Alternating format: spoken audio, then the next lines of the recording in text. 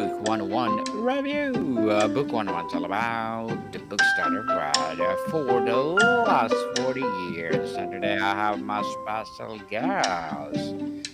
One of her advocacy redefining beauty through energy, spirit, and style. None other than Miss Lyndle Bryan. Hi, thanks for having me. Welcome, Miss Lyndle, on Book 101 Review. And can you please introduce more about yourself that I miss? Yeah, absolutely. So, I am a true transformation experience coach. And what that means is I integrate beauty and wellness from within. So, I believe that beauty is an inside job, but we look at all facets of what is beauty. So, what products are we using? What is our mindset? What foods are we eating? What's our lifestyle? Who are we surrounding ourselves with? And what is the appearance to the outside world? And how can we impact that on a deeper level? I also run Purely Polished. It's a hair beauty and wellness platform, and we integrate multiple versions of beauty and wellness with mini retreat series that we have with any kind of beauty or wellness offering, basically all over Australia. Miss Lyndle, thank you so much for sharing your knowledge and wisdom to the world. And today, let's talk about beauty that begins within, how inner alignment transform your outer glow. So tell us, let's start with the fundamental premise. What is the actual psychological or energetic mechanisms that links our inner state, our thoughts and emotions to our outer appearance and glow? Absolutely. So it's obviously, as many of you would know that have been on this journey, it's not a one thing and a one size fits all solution. It really is about our belief systems, our inner dialogues, the thought processes that we have about ourselves, and really kind of getting to know and understand and hear those. So, a lot of us don't realize that we have these inner dialogues that might be, I'm not good enough, I can't do that, I'm not smart enough, I'm not pretty enough, I'm not successful enough. Whatever those not enoughness might be that is on repeat in your mind, first of all, having the awareness of what that might be. And that's where energy healing can be really profound in helping you have those awarenesses. So, as a healer, I'm able to help highlight and see these different versions of yourself that you might not have even acknowledged. We also help create new neural pathways through energy healing to, remove and release those belief patterns or those cycles and things that we've inherited from our families and our lineage through to the lives that we've lived and led today, to recreate those and make them more positive. So that would be fundamentally the start, is looking at those inner programs and those inner dialogues and how we can shift those and transform those to be more positive, to create a more positive and uplifted version of yourself to the outside world, but also to yourself first and foremost.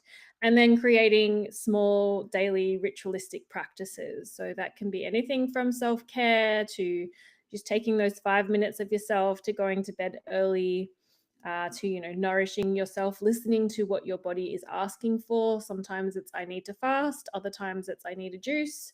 I might need a big bowl of chips and a steak, like whatever it is. Acknowledging and honoring that that is what our inner dialogue and inner landscape is telling us. So those would be some of the first factors that we would look at and we would assess if we were to work together on a one-on-one basis. We know skincare and nutrition matter, but when you talk about inner alignment, what are the specific non physical practices that have the most dramatic impact on a person's viable radiance? Yeah, I would say that that self-investment. So if you're not able to um, acknowledge or shift those things within yourself personally, finding a coach or mentor or healer that resonates with you, that you'd like to work with, that again can help highlight and pinpoint some of those sticky bits.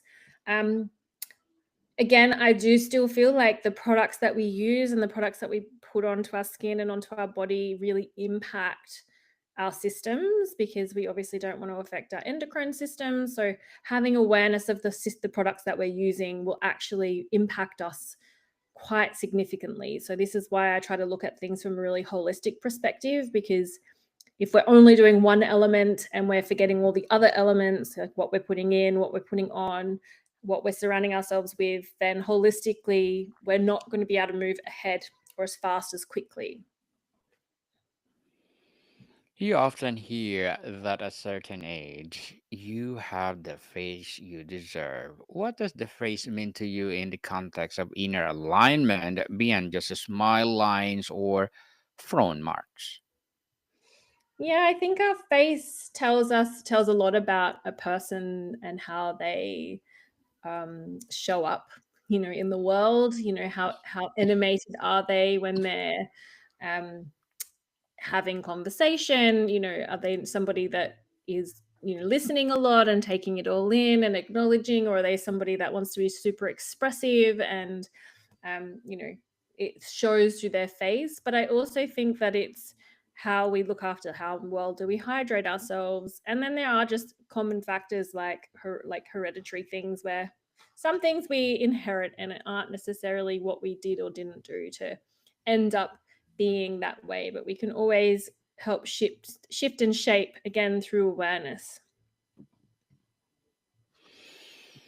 How does living in alignment with our core values and truth physically translate into a more attractive and compelling presence?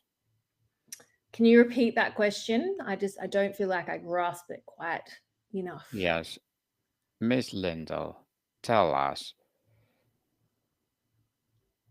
how does living in alignment with our core values, truth physical, translate into our attractive and compelling presence? Oh, yes. Okay. So I would believe that when we're living to our core values, we're living more authentically. So we are showing up as more of our true, authentic selves. We're speaking our true, authentic voice. And that, obviously translates in an element of, um, what's the word I'm looking for? Of confidence, because you're not trying to be a version of yourself that you think the outside world wants to see or feel or believe. You are simply showing up as what is truth for you and what is in resonance with your truth. So, really, just speaking from that heart space. And you can't ever be wrong when you show up from that heart space and that authenticity, I believe. Authenticity indeed. And chronic stress is one of the most common forms of inner misalignment. How does it specifically manifest on our face and our posture beyond just looking tired? Yeah. Um, Again, I think it all comes down to those little mini self-care rituals, how well we're looking after ourselves. Are we really taking the time to acknowledge what our inner selves are telling us that we need? So, again, we know we have all the answers within us. And although it's great to have mentors and guides and all of those things to help support us on our journey, it's really about coming back to trusting in yourself and trusting in your knowingness internally of what you need, want, and desire in this world, and following those truths for yourself, I believe. Definitely. What does a practical release ritual, Miss Linda, look like for letting go of past resentment or resentment, shame or self criticism that is literally weighing down our features? um, this is a great thought provoking question. And I don't think that, again, it's like there's no one thing. It's the multitude of things that we need to be doing consistently, staying in vibration, staying in our truth, staying consistent.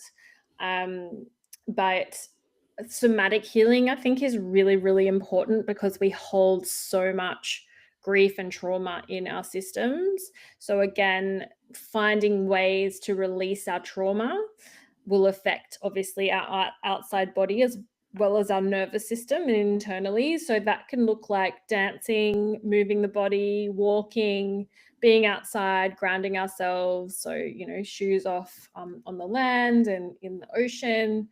Um, Finding a somatic healer, breath work, they're all ways in which we can release trauma through our systems, which will then obviously, I've seen the effects of healing where people have come in and they've looked a little bit gray or green nearly from the stress and the trauma that they're holding in their system. And when we move through our sessions, they come out the other side and they just look radiant. It's really quite amazing to see how through doing that work and allowing yourself to release, you're able to get to the other side of that and actually have a very unique, no, a very, I was not going to say unique, but a very specific, you can see in the face how much it's shifted and changed through releasing, traumas and all those sorts of things that you mentioned that we hold on to. Miss Lyndle, as are defining beauty through energy, spirit, and style, what are your short-term and long-term goals? For myself, Yes, please, as well as your business. yeah. I mean, I feel like it's a forever evolving journey. We're always evolving individually, and I'm always trying to be the better version of myself, be the more authentic version of myself, find my truth and see how energetically, as I shift and change, how that then affects my outside world. So, how my outside world shifts and changes um, to mirror me and mirror how I'm showing up. So it's a continual evolution. So as I'm evolving, I'm able to then support other people. And also I feel like my company Purely Polished is a direct reflection of myself and my energy and what I'm able to receive. So this is what I've learned on my entrepreneurial journey that I started when I was just 23, is that your ability to receive is in every capacity. Receive love, receive care, receive money. It's all in the ability to give and receive, and how open we are to receive that, and our worthiness of all of those things. So it's a continual evolution of how can I support my community on a deeper level. So again, that's why I keep talking about this holistic journey of beauty and wellness, because I want to make a larger impact on the collective, on how we're showing up individually and also from like a corporation and collective standpoint. So it is that continual effort of how can we merge all of these things together in a really easy and palatable way.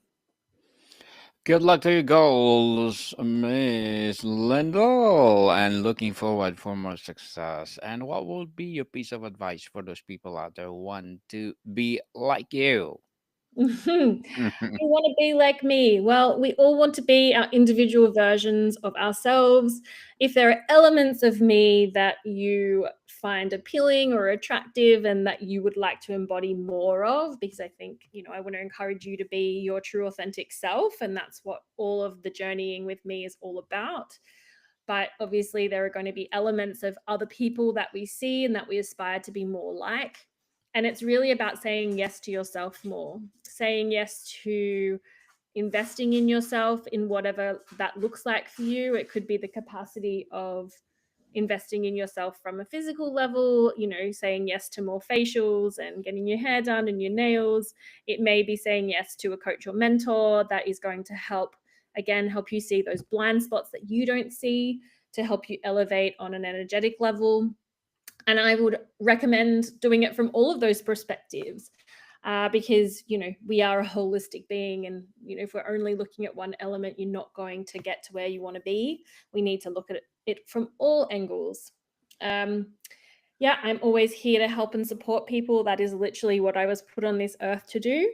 So always the door is open to connect and help people elevate on their journey, both individually and in a corporation space as well.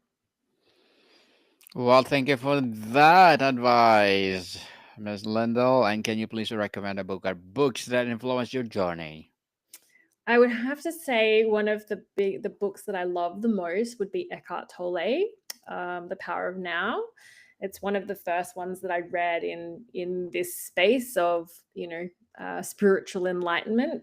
I'm sure there are so many others, but I honestly can't think of any off the top of my head right now. But Eckhart Tolle is always definitely one of those first ones that makes you kind of look outside the box. Oh, and another one is The Untethered Soul.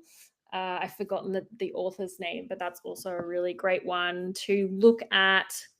That little thought process of how that voice that we hear in our head isn't necessarily ourselves. So it's a really great one of explaining how that looks different and how we can understand our inner dialogues a little better. Thank you for that recommended books, Miss Lyndall. So, is this concept of inner beauty creating outer glow exclusively feminine, or have you seen it powerfully transform the presence of handsomeness of men as well? Absolutely. It is not specific to women. However, I feel like it's really about us enabling for both men and women our true divine feminine and our true divine masculine and being able to embody that. And I do believe that being a feminine or being a masculine is an embodiment within itself. For you to be able to be all that a divine feminine is or a divine masculine is an internal journey first, because we both need to be able to, I think, with the way society is shaped, divine masculine is about being that leader in that safe space, but that he's able to hold that container within himself first and foremost. And for a woman, it's actually about the being able to lean in and trust that divine masculine's leadership. And that's, that divine flow and that trust within herself and her connectedness to source and all that is within her first and foremost.